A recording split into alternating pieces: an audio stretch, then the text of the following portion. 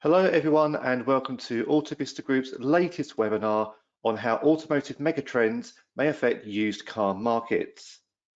I'm Phil Curry, editor of the Autovista Group Daily Brief, and joining me today is Dr. Christoph Winkelskirchen, Autovista Group's Chief Economist, and Sonia Niels, Managing Director of Car to Market and Consulting. Hello. Now, in today's webinar, we will be discussing 5 key automotive megatrends and the impact they could and will have on the used car market now and going forwards. We also intend to have a bit of time at the end of this session for a Q&A, so please make sure to submit your questions during this. I'll talk a bit more about that in a minute. First of all, however, I'd like to talk about the Autovista Group Daily Brief. This is, as the name suggests, a daily email newsletter delivered direct to your inbox.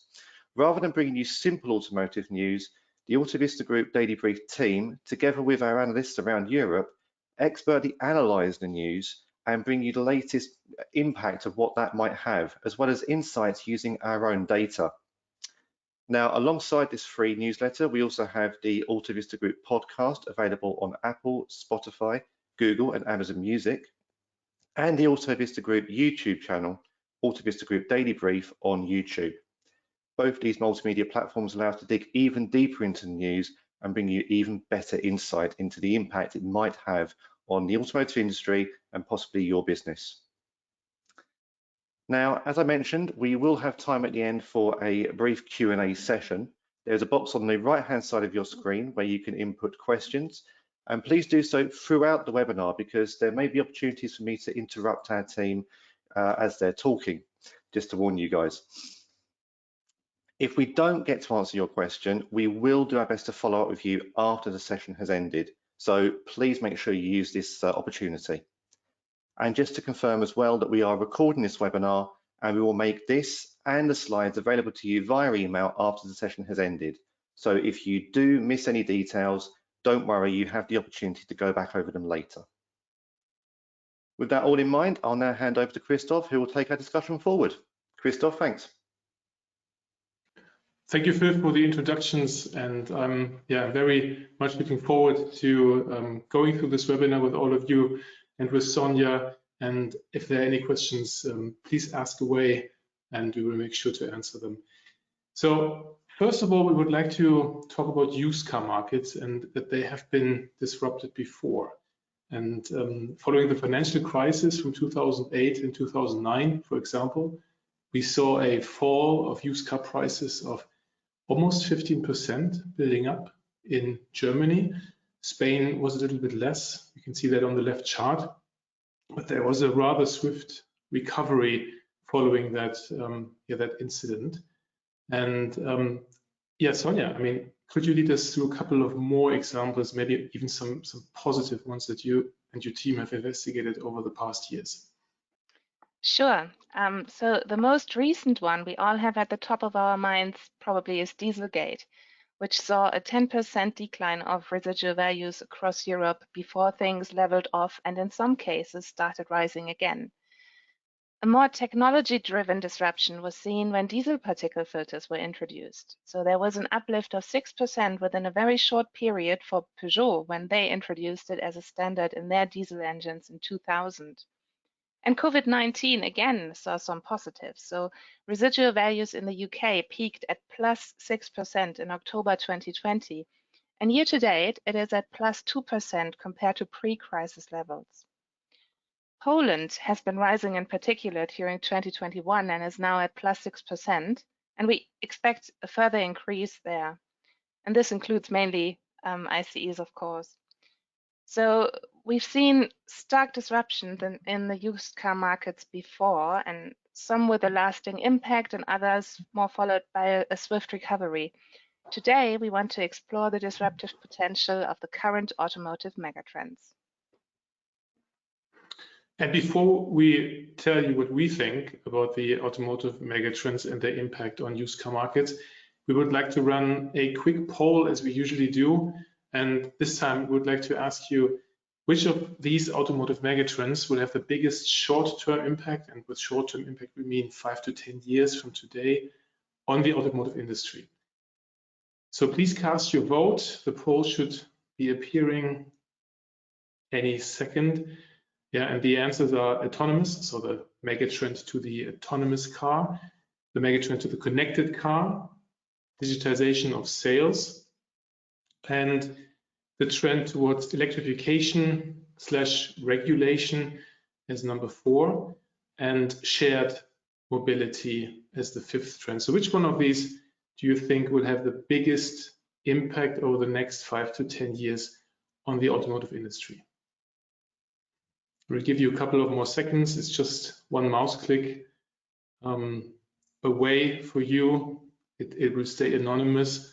So yeah, you don't need to worry if you pick the wrong answer or if your answer may be a bit different to what other people think. Just let us know what your view is.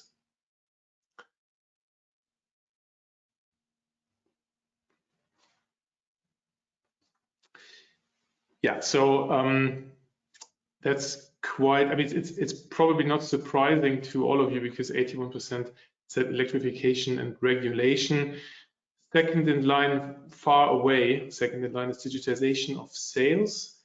We'll talk about that as well.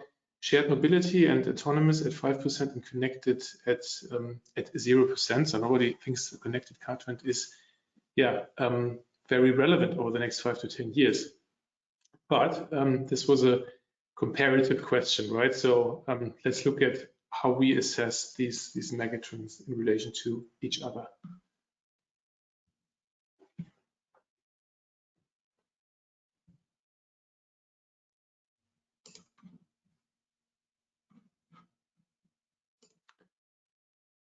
And on this slide, what we have done is we have put these megatrends in a sequence as we see them impacting used car markets. So the first one clearly is electrification and regulation. It's highly impactful more due to the political agenda, for example, around the EU Green Deal rather than the technological disruption of this technology. So it's very politically induced. Secondly, and this seems to be your opinion as well, digitization of sales has been long in the making and got really a second wind due to COVID-19. The themes here are pressure to provide more transparency and the need for more context. Now imagine a world where you publish the final price of a used vehicle online. Customers can now start to compare prices, and this is a more haggle-free world, and it requires so much more context to make a purchase decision. So for example, if you are wanting to sell a battery electric vehicle as an example, or if you want to offer a vehicle subscription or in a subscription model, you will quickly realize that you need some sort of total cost of ownership perspective to account for utilization cost differences and to justify the price that you want to charge. The megatrend connected describes the transformation of the industry to be more of a software play than a hardware play. There is some impact on used car markets, which we will talk about in a second. Connected is also a prerequisite for the, let's say, full potential of the autonomous car and vice versa. And if you look at the yellow circle, the autonomous cars, we are actually separating this up quite rigorously, quite physically actually, into advanced driver assistance systems and self-driving features, self-driving systems, which will impact used car markets differently. And last but not least, we have the topic of shared mobility, which is also a societal megatrend, and we put underneath the term challenged here, because there has been quite some disillusionment over the past year. It is one of the less impactful megatrends in this lineup, according to our opinion, and there are a couple of reasons for that. So first of all, car sharing is not a solution for a traffic turnaround, as studies have shown that it mostly cannibalizes public transport, which is something that cities won't allow, and it also drives congestion up. Especially, if you think about these cars picking up passengers at any place and point on the street. It is also economically challenged, and the latest example is when you think about e-scooters, which cost about the same amount per minute as car sharing, right? So these are really challenging this car sharing business model. And with that, we want to start into our assessment matrix. And what we did here is, or we do here, and you will see this chart popping up over the course of this webinar, we are looking at used car market risks and used car market opportunities on the two axes of this chart. And not giving away too much if I say that the good news is that most of the megatrends are associated, in our opinion, with very low risks for used car markets, but with more or less big opportunities that are relevant for many stakeholders here. And we will not discuss shared mobility further in this webinar. As we say, it is one of the least impactful trends for used car markets in this lineup of megatrends.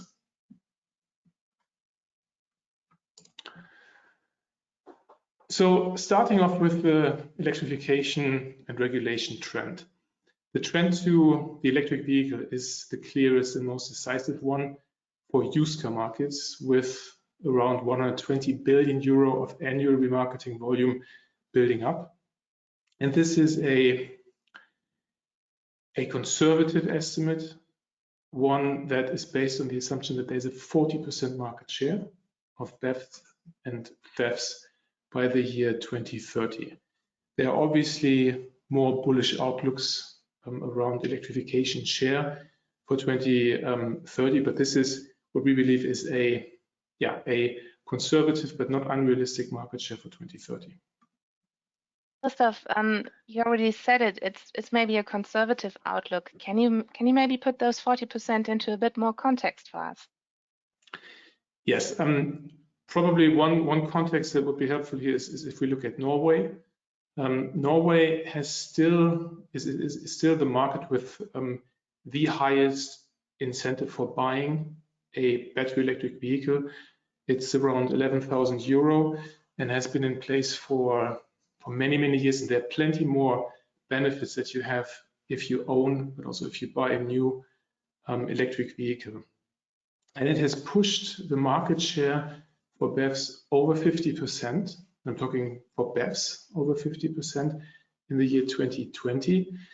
And the reason why we still say that 40% is a conservative but realistic estimate for EV and PHEV is that we have quite a mix of governments and of economic power across Europe. And if you think about the 40% market share, there will be some markets that need to go as high as 60%, 70% to compensate for those, which will be more in the lower end. Yeah, so this is why we still maintain the 40%, but as I said, it's more on the conservative side if you look at what's currently happening around us. All right. So with all the aspects that you just mentioned, we already see that the trend to electrification bears substantial risks as well as opportunities, and we need to look at it in a more differentiated way.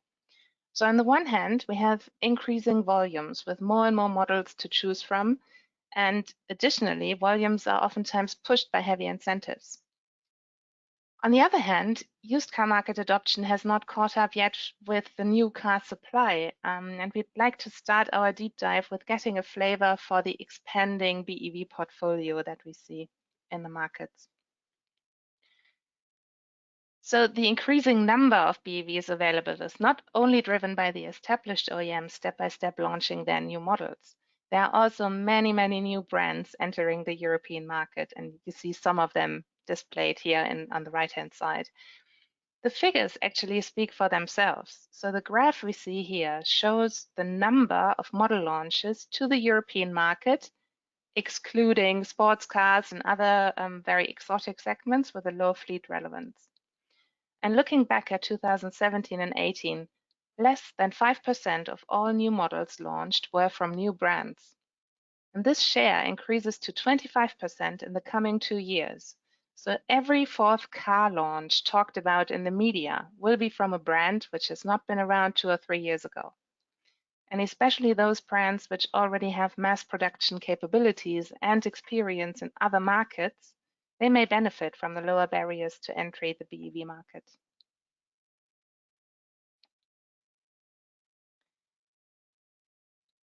Christoph, I think you're on mute. Sonja, it's quite remarkable to see how many brands and yeah, new players entering the market. Some of them may not be known to everyone. So it's not the first time that there are new players entering the automotive sector. Many of these brands are Chinese, and I'd like to ask you, how easy will it be for them to conquer Europe and also to appeal to European taste in cars? Yeah, well, from our discussions with many of the new brands, and I'm pretty sure some of our contact persons are listening right now as well. We know that they take it very seriously to enter the European market, and they take the European customer and their taste seriously. So the willingness to listen to local market needs and adapt will be key, because the brands face a different competitive environment and brand perception than in their domestic markets, and need to prepare for a long distance race as a challenger brand. Look back a couple of years and take Hyundai and Kia, for example. It took them quite a while to reach their current positioning, but they knew from the beginning that they have to adapt, and did so, for example, with their European design centers. So now that we've talked about the many new brands and even more BEV models entering the market, maybe it's time to have a closer look at how the BEV residual values are performing at the moment. That's good cue. And this chart here shows the asking price development over the past 14 months for the German market. And it shows that some risks have been building up. So let's look at the bottom line first. This is the development of retail asking prices for BEVs. So it's a price index, so it's controlling for changes in model mix over time. So it's taking those out. And we are now at roughly 90 from 100. So we started the index with 10% drop in asking prices for battery electric vehicles. And the risk lies here in the fact that until today, there is a very low used car market adoption for this technology. And yeah, more and more new car offers are being made, BEVs are being launched. But you can also see the dip in asking prices over the summer period when the quite hefty incentives were introduced in Germany. And for plug-in hybrids, which is the other line that we're highlighting here, we have not seen such a development in Germany yet.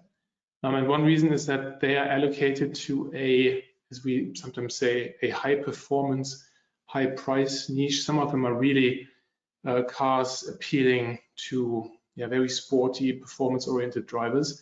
But as these cars are becoming more mainstream, this particular reason to buy will disappear in our view. And in Germany, but also in many other markets, they are quite heavily subsidized also as company cars. And that's why in particular in Germany, and that's why we also show this chart here, we see a remarketing risk building up if those cars were to be sold as used cars purely in Germany. So there is a company car tax benefit for an employee of around 1,500 to 2,000 euro of annual net income saving, obviously depending on your tax break.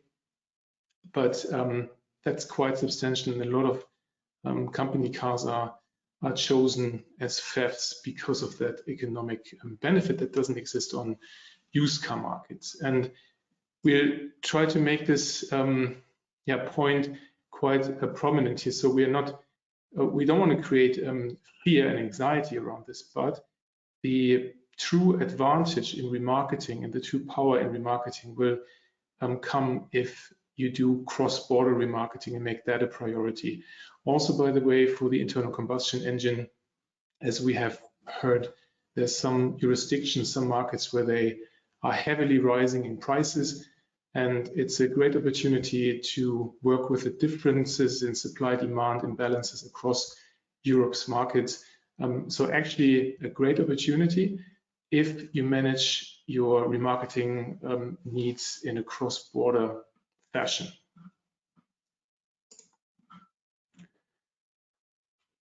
And there's also some upside potential, of course, and we have to mention infrastructure here. One reason why asking prices and prices for BEVs are struggling is because of high life cycle depreciation. And so, you know, cars that are just a bit older have ranges which are just a bit lower. And if you think about infrastructure building up, as you can see on the top left chart, for example, it's progressing fast, and that can actually help de-emphasize that range discussion. So even older cars with lower ranges can become more attractive as infrastructure grows. It doesn't grow fast enough, although it looks quite like a fast growth. We're at 250,000 charging points, and the ASEA, but also others, are saying we need around 1 million of charging infrastructure points by the year 2024. And you can see on the bottom left that, you know, the number of newly registered cars is actually driving the ratio cars per charging point up, but you probably don't want them to rise too fast. You want to have a rising infrastructure first before, you know, cars per charger are growing. So Christoph, just one quick question on that one. So the graph at the bottom left, we can see quite a drop from 2010 to 2012, and then slow rise up. I'm guessing that's mainly due down to the fact that there's a lot more models coming onto the market, and like you said, the energy companies, the infrastructure companies really need to start picking up the pace to try and match these, and possibly even work with manufacturers to develop the systems across Europe further. Exactly. I mean, you want to avoid a situation where, you know, where there are too many electric vehicles in the road that don't find proper charging infrastructure. So that's why you have to look at both charts in conjunction. And and in some markets, the number of registrations is rising very, very fast on highly incentivized markets. So we need to pick up the speed and keep the momentum for charging infrastructure build-up. Thank you. So we have talked about BEV and BEV, and that we associate a bit of a higher risk for PHEV, residual values, than for BEVs, which is already at a relatively, let's say, moderate level in some markets. And the reason is that PHEVs in particular are overstimulated in some markets.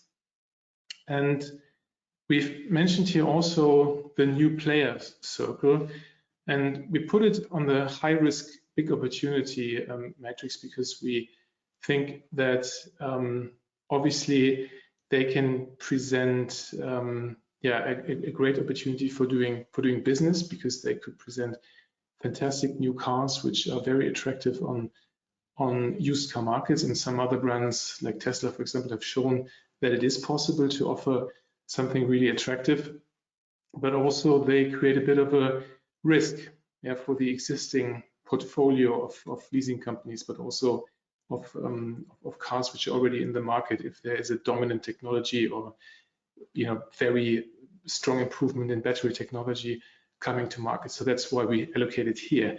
So Sonja, maybe over to you a question. So why do we put internal combustion engine on the electrification and regulation chart? Yeah, good question. The internal combustion engine actually is like the other side of the EV coin from a used car perspective. And the reason is that there will be a period of strong remarketing opportunities for this engine variant. So supply is coming down with everything we just heard about electric vehicles, and the demand on the used car markets is still strong. So in Poland, for example, the price index for ICE passenger cars is already at 106, and we expect it to rise further over the coming 2 years.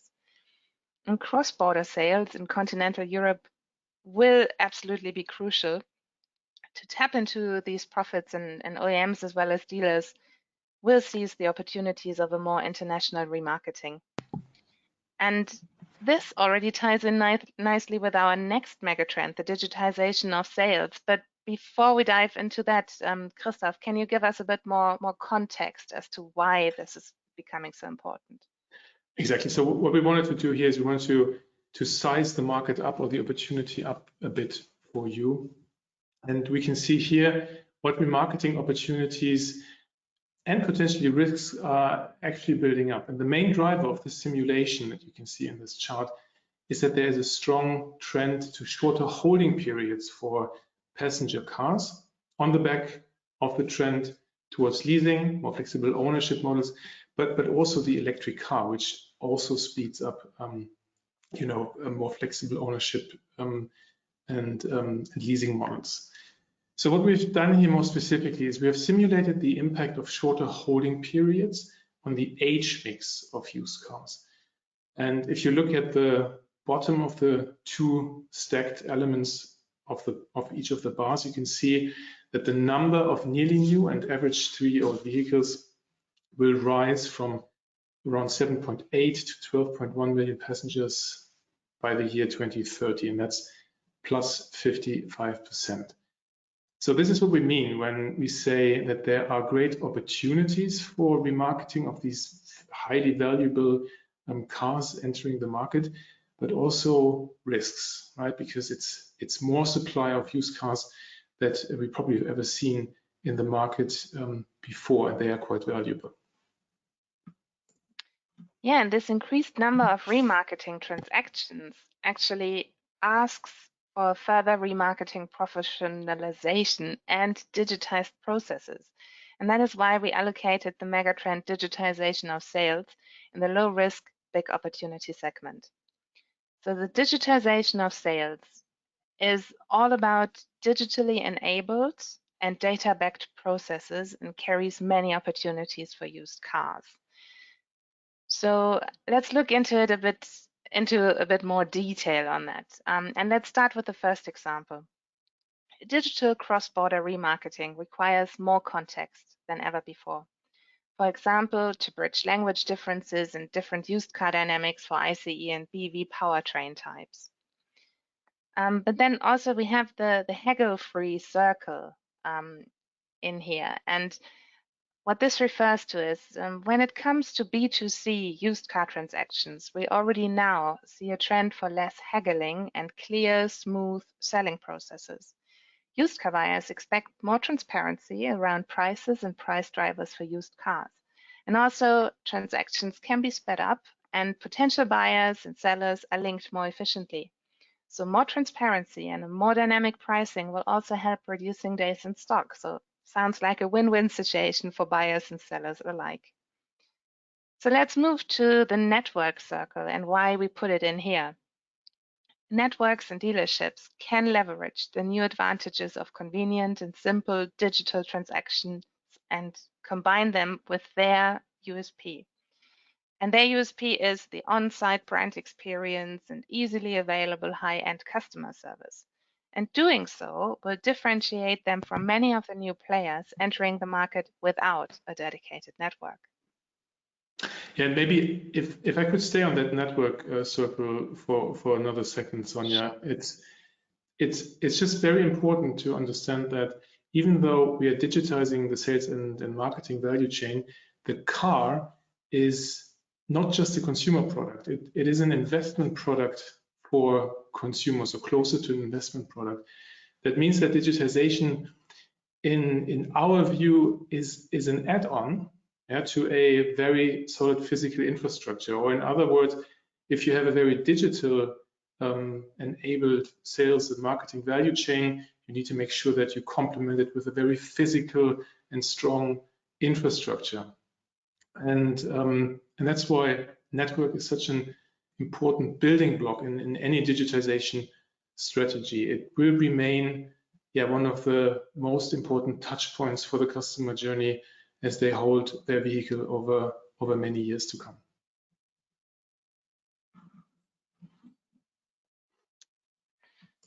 True. Just one question has become in. Sorry, Sonia. There, we've got after sales on there as well. Is there an opportunity for the independent after sales market, so independent garages, etc., to work with, especially some new players who come in who decide that they want to use a digital only platform? What are the opportunities there? Of course, there are opportunities, just the same as for the network circle we talked about. So it's about digitally enabled processes and making it convenient and simple for any customer to book an appointment, to have their services, to maybe go for a subscription model with some of the networks. So there are definitely opportunities for the digitization of sales for them as well. And they have to leverage them actually in order to stay relevant over the next years. Thank you. So let's move to the top right area of this matrix. So we're entering here, with topics like subscription models and again new players, where we allocate equally big opportunities with higher risks.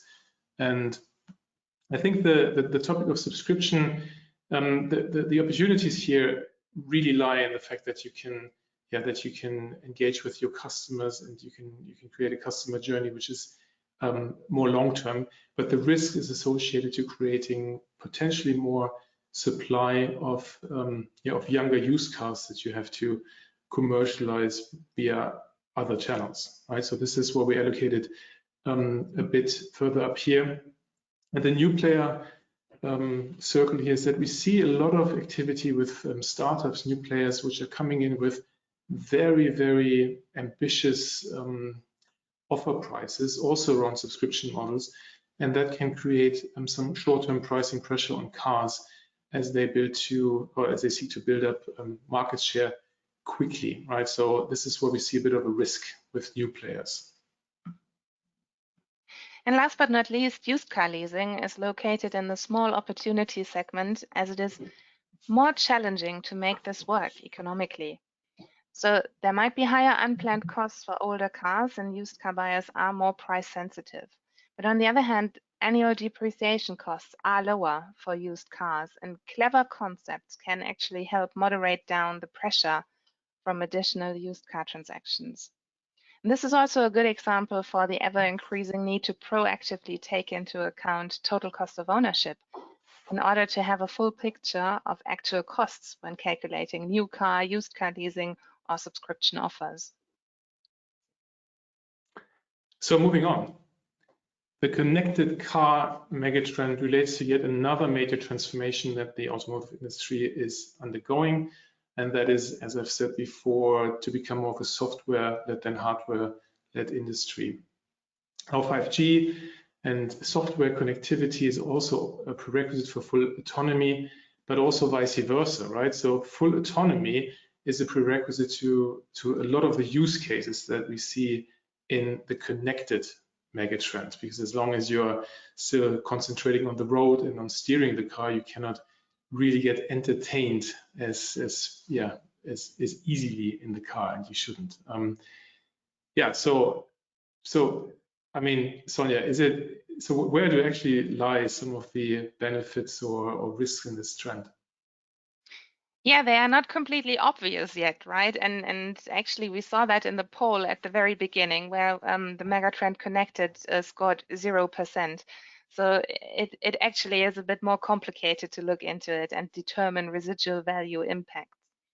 But to be fair, it was a relative ranking. So we asked for the top impactful megatrend and not which one is not important at all. Yeah, absolutely right. So in any case, we'd like to look at a case study to show you a bit more on potential residual value impacts. And this is about functions on demand. So functions on demand will be a great way of keeping models up to date, competitive, and fit for individual and changing needs for a longer period of time. And this flexibility is especially appealing to the used car market as it allows for more cars to be relevant for a larger target audience. So the residual value contribution of functions on demand depends massively on the attractiveness of activation costs, and we prepared 3 scenarios to illustrate this effect. The total residual value of a model with functions on demand is comparable to the one of a conventional model with the same options. And that's why the value in the right column in our graph is the same in all of our 3 scenarios. And this simplified model does not take into account any additional advantages like halo features or technologies only available as FOD or additional warranties, etc. So it's really a very simplified model. So the scenario at the top shows how a feature contributes to the total residual value of a model in a conventional base plus option model. 500 euros in this case. And for determining the residual value impact of functions on demand, we have to look at the split between activation costs of the feature and the residual value contribution of the general functions on demand capability. So our second scenario, functions on demand with attractive lifetime activation costs, displays a situation when a used car buyer has to pay 300 euros of activation costs when buying a 3-year-old car without a running subscription. So 300 euros is below the RV contribution in the base plus option scenario and therefore leaves 200 euros as residual value contribution for the functions on demand capability, therefore raising the transaction price to 16,650 in this second scenario. So it actually has a better transaction price, a better residual value, thanks to the functions on demand capability and attractive activation costs. So the third example shows what happens when activation costs are high and remain high over the course of the life cycle. So activation costs of, say, 800 euros are above the 500 euros in the base plus option scenario, and therefore put the transaction price under pressure, 300 euros below scenario 1 in our example. So the more attractive activation costs for functions on demand actually are, the higher is the residual value contribution of the general functions on demand capability. And Sonja, this was going to be my question, but as you said, it's really about finding this golden spot here between activation cost, which is an immediate payout for you, and the value contribution of the options. There are a couple of things that you're not accounting for in this chart, and that is, for example, the halo effect, right, of just being able to offer functions on demand or offering such fantastic functions on demand that nobody has ever thought of. I mean, what's your view on these 2 aspects here? Yeah, is there absolutely. more upside potential actually? Yeah, there is, and it's heavily simplified, as I said, and there is much more to it. And also when we talk then about subscription costs, not only lifetime activation costs. So it's way more complicated and complex actually than what we're seeing here. It's just a bit of a flavor. So the real difference and impact lies in the RV contribution of the functions on demand capability itself. So if you now think of like 3, 4, 5 different features, the contribution, and in our second scenario, that's the 200 euros, the RV contribution of the capability actually adds up and therefore raises the transaction price even further. Granted, of course, that the activation costs are attractive enough also for used car buyers. If they are not, your transaction price might be under heavy pressure and actually might be lower than the base car RV that we see in the conventional base plus option scenario. So 2 main aspects will actually be essential for the residual value positioning of functions on demand. It's 1, setting the right price, taking into account the trade-off between the new car focus and a fast return on investment, and a high penetration rate and lasting customer relationship over the course of the life cycle. And then secondly, ensuring absolute transparency for potential used car buyers on the built-in technology, duration of running subscriptions, and the cost of upcoming renewals. And that's actually why we allocated functions on demand in the top left quadrant. So slightly increased risks and medium opportunities, let's say, because we're still at the very beginning of this trend. Yeah, we haven't talked about over-the-air updates, but that is also a differentiator for the connected car, because you can, if you have the right software play, the right hardware-software combination and over-the-air updates, you can keep the car fresh over many, many years to come. And that is would be positively affecting life cycle effects with very little risks. That's why we see this as a bit of a bigger opportunity. So Christoph, we're already coming to our last megatrend now, which is autonomous driving. And the slide we see now, why have we called this chart the autonomous dilemma? The dilemma is that the self-driving passenger car, where drivers can do what the woman in the car does, so this looks a bit like level 3 or even level 4, would be confined to some very special niche place for the time being. For example, a traffic jam pilot. But a traffic jam pilot is a level 3 feature, and it is not even a full level 3 autonomy. And for commercial vehicles or commercial users, or transportation needs on campuses or on compounds and on airports, there are some use cases for level 3, level 4 driving, but they are only commercially viable if you can take the driver out of the equation. And for that to happen, there's still some substantial technological challenges, for example, around weather conditions, physical lane separation, or closed-off campuses are the likely playground for a level 4 autonomous car. And that's why we're separating these two trends. Level 3, level 4, a bit more on the small opportunity, low risk side for the time being, but level 1 and 2, advanced driver assistance systems, they will play a bigger role and have a lot of momentum for used car markets, because these systems can actually serve as differentiators for companies, for technology in a car.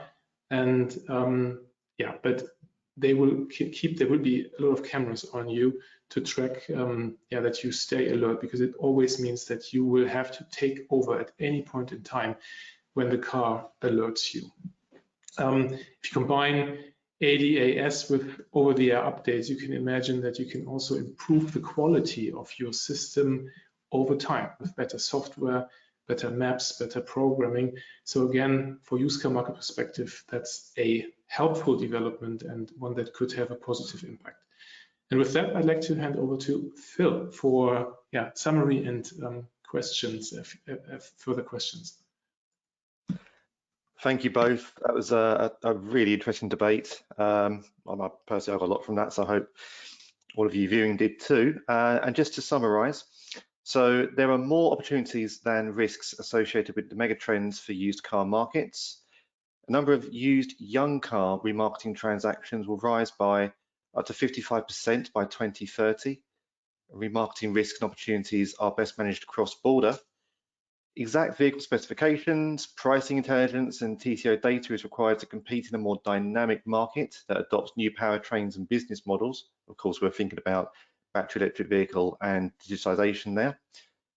Cars are not consumer products, as Christoph mentioned. They're a big investment, and therefore physical touch points will remain a crucial differentiator. So the test drive, for example, actually viewing, sitting in the car, trying it out. If you're spending a lot of money, you want to know that it's going to work for you. And over-the-air and function-on-demand updates can keep used cars attractive over a longer period of time. The car you buy from the showroom may not be the car you give back to them in a few years afterwards. So I'm aware that we're a bit close on time at the moment, but we've had a few questions come in during the session. Thank you to all those who have submitted a question. And like I said, if we don't get to answer it now, we'll do our best to get back to you after this is finished.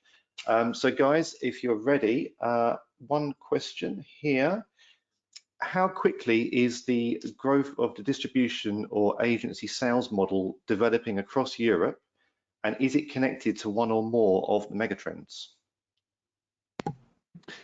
Yeah, I think if I mean this is considering the role of the retailer or the role of the dealer. This is a trend that is accelerating fast across Europe, and it's related to probably very much the digitization of sales trend, but also a bit the inertia that OEMs in particular saw around COVID-19 and what happened with their network. And I remember an OEM saying, and probably many OEMs say this once in a while, that they have absolutely no understanding of who their customers are, because it's something that they completely or had completely outsourced towards the network. And I think if you consider the strong investments that need to be made in the bigger transparency around pricing, for an OEM, it clearly makes sense to position themselves a bit differently in this more fast-paced digital process. Whereas the network also has a chance to position themselves across other areas of the sales and marketing value chain, in particular after sales and remarketing. Okay, thank you, Christoph. My next question: how will used car prices of electric vehicles develop in the next few years compared to the used car prices of internal combustion engine vehicles? I think that's something that we're all looking at in the new car market for price parity, but how will they develop against each other going forward in the remarketing? Yeah, I mean, first of all, we are publishing quite regularly on this, and if you look up EV remarketing risks on your search engine, you find another webinar which we did in February of this year. I mean, the big takeaways were that there is no, they will not fall off a cliff, the values for ICE engines, because in the contrary, we see a lot of rising demand for ICE engines on used car markets as the supply is coming under pressure, is drying up. And for battery electric vehicles in a lot of jurisdictions and markets, we are already seeing that they are quite low, and there's actually a bit more potential for them to stabilize and even rise, in particular if you think about new generations and latest generations. But they are bound to have a slightly bigger life cycle depreciation for the time being. So also we published in price parity, I think in one of the recent articles. I mean, Sonja, anything you would like to add on this one? Yeah, well, just tying in with, I think, one of our very first slides. So we've seen disruptions happening in the markets before, but it rarely happened that there's a sudden death for residual values of a specific variant, etc. And we're also not expecting that to happen at all for ICE residual values. Okay, thank you. There's a few more questions, but we are over time, so apologies we haven't answered those yet. Again, I've said it before, but we will get back to you after this session. And just a reminder, of course, this session is also being recorded, and we'll be sending it together with the slides out to you once we push the end button. If you do have any more questions, if you think of anything more in the meantime, our contact details are there on screen. Also, if you're interested to optimize the residual value of your vehicle before its launch, then you can contact Sonja. Car to Market offers comprehensive forecasting insight to allow you to do just that.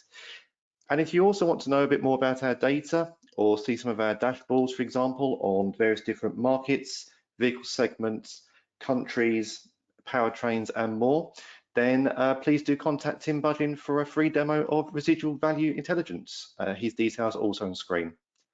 And also don't forget to sign up to the Autovista Group Daily Brief for your daily news insight, and that will also carry details of our next webinar.